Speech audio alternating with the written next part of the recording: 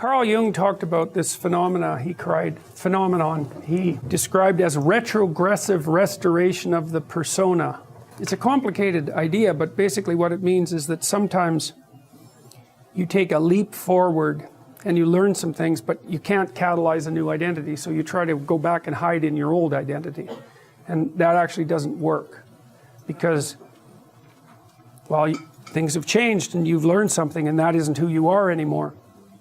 And so it's like you have to cut parts of yourself off in a destructive manner to fit back into the person that you were. Now what happens here is that Pinocchio escapes from this tyrannical situation and undergoes this descent into chaos, but he tries to go back home. He tries to go back to what he was, and he can't do that anymore.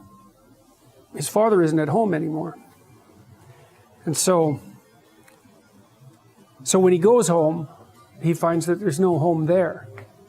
Now, this happens to people sometimes, and it's often a shock to them. So they'll often stay under the thumb of their father. And you think, well, why would someone do that? Because it means they're subject to the tyrannical judgment of their father. They're always concerned about what their father would think, or whether their father approves of them, and so forth. And you think, well, that's got to be an unpleasant place to be. Why would you do that? Freud said, for example, that no one could be a man unless his father had died. And Jung said, yes, but that death can take place symbolically. Okay, so there's that part of the idea. And then another part of the idea is, one of the times in your life when you actually realize that you're an individual is when you'll go and ask your parents something, and you'll realize they actually don't know any more about what you should do than you do. And that sucks. And that's partly why people are often willing to maintain a tyrant-slave relationship with their father. It's like, on the one hand, you have to be inferior in a relationship like that. You know, you've always got the judge watching you. But on the other hand, there's always someone who knows what to do. There's always someone standing between you and the unknown that you can go ask, what should I do? Well, at some point, you'll realize that the reason you can't ask that anymore is because they actually don't know any more than you do.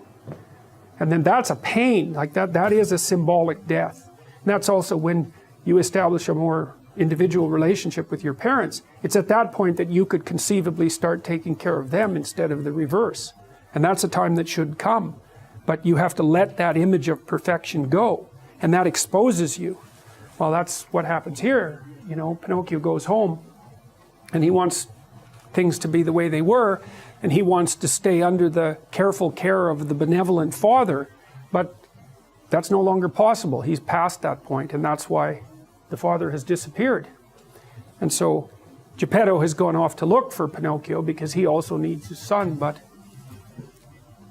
in any case, the house is abandoned. And so then we see inside the house that everything's covered with cobwebs and everything's gone, and Pinocchio and the cricket sit on the steps, and they're very concerned. First of all, they wonder where he went, so they're actually concerned that he's gone, but they also don't know what to do because there's just no going home. And so, you know, that's also the case that once you hit a certain point in your development, well, it's the same thing we already talked about. The answers that you're looking for are not going to be found in your parents' house. It's as simple as that. Now, you could artificially maintain your dependency, but, you know, if you do that for too long, things get pretty ugly.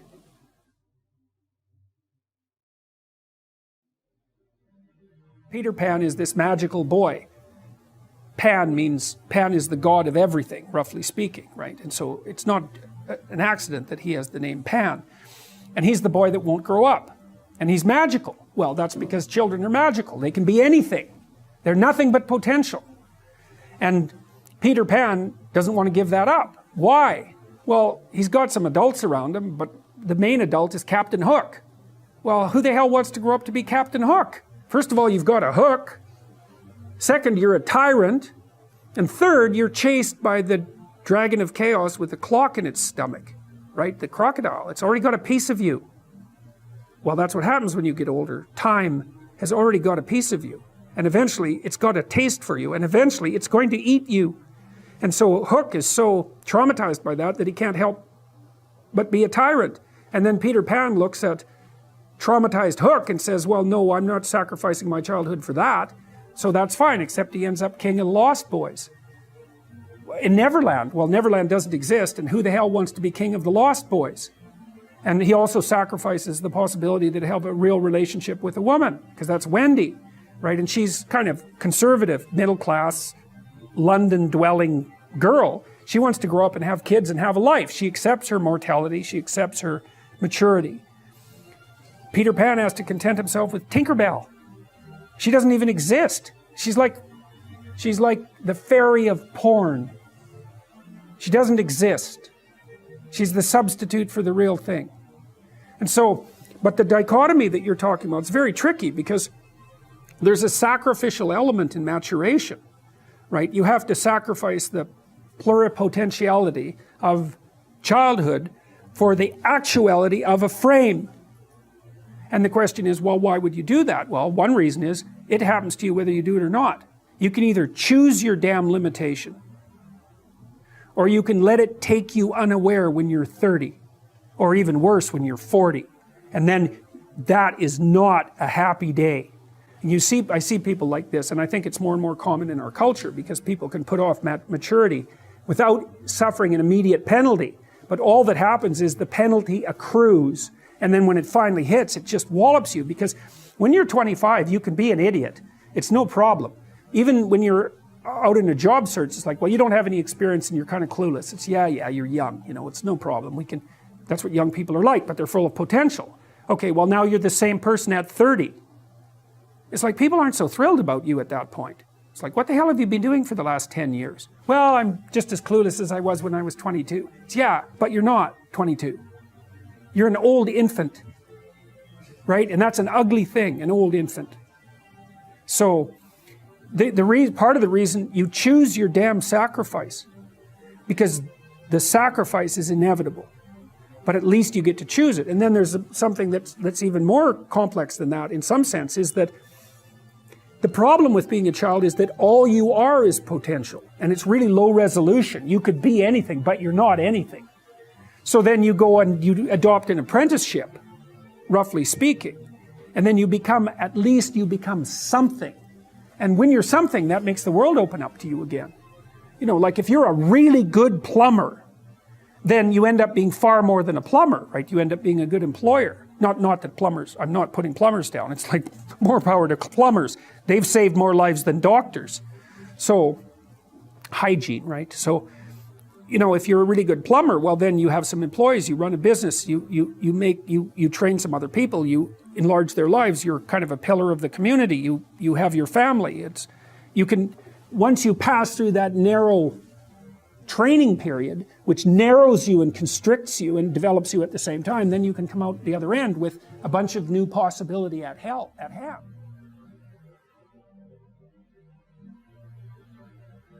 And the Lord said unto Abram, and this is the opening of the story, get thee out of thy country, and from thy kindred, and from thy father's house, unto a land that I will show thee.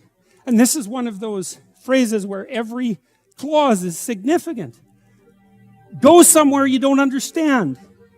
That's the first thing. Get thee out of thy country. Back in the 1920s, there was a whole slew of American writers who ended up as expatriates in Paris, Hemingway among them, and a variety of others. It was very inexpensive in Paris at the time, and part of their transformation into great literary figures was the fact that they were out of their country, and now they could see what their country was, because you can't see what your country is until you leave it. So you have to go into the unknown, and that's God's first command. Go into the unknown, because you already know what you know. And that's not enough unless you think you're enough. And if you're not enough and you don't think you're enough, then you have to go where you haven't been. And so that's the first commandment to Abraham. It's like, okay, that's a good one. That makes perfect sense. Go to where you don't know. Yes. And from thy kindred. Well, what does that mean? It means grow up, right? That's what it means. It means get away from your family enough so that you can establish your independence. And that isn't because there's something wrong with your family, although perhaps there is, as there is perhaps wrong with you. But it means get away.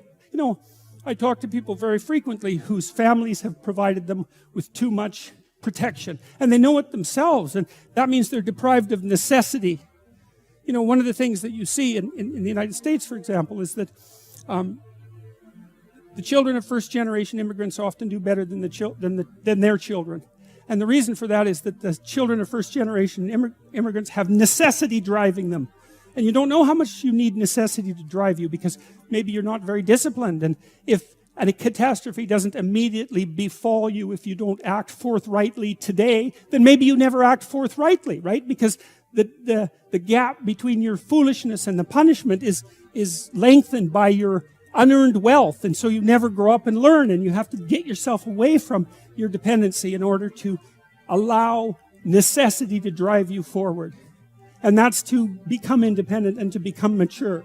And I think part of what's happening in our culture is that the force that's attacking the forthright movement forward of young men in particular is afraid of the power of men, because it's confused about the distinction between power and authority and competence.